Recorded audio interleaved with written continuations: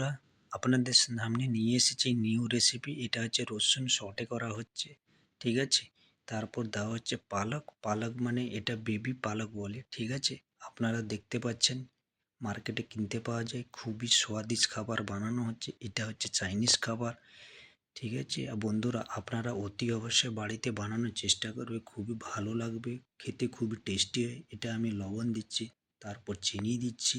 চিনি দেওয়ার কারণ হচ্ছে সবুজ থাকবে, আর পালক একটু তিতো হয়, তিতো হবে না।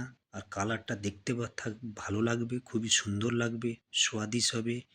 এর মধ্যে দেওয়া হয়েছে কালো মিরিচ মানে গোলমরিচ দেওয়া হচ্ছে, ঠিক আছে। বন্ধুরা অতি অবশ্যই বাড়িতে বানাবে, খুবই ভালো লাগবে, বাচ্চারা খুবই শখে খাবে, খুবই টেস্টি লাগবে, ভেরি নাইস। আমি আপনাদের বলছি খুবই ভালো লাগবে। তো দেখতে পাচ্ছেন এটা হচ্ছে আমার ওয়েস্টার সস দেওয়া হচ্ছে, লাইট সয়া সস দেওয়া হবে, তারপর ডার্ক সয়া সস দেওয়া হবে, হালকা একটু কর্নফ্লোর জল করে দিবে, বেশি গাঢ়া করে অতি অবশ্য বানানোর চেষ্টা করবে।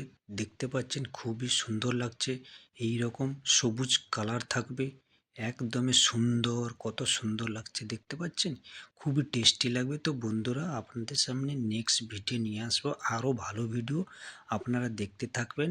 Bye bye, good night.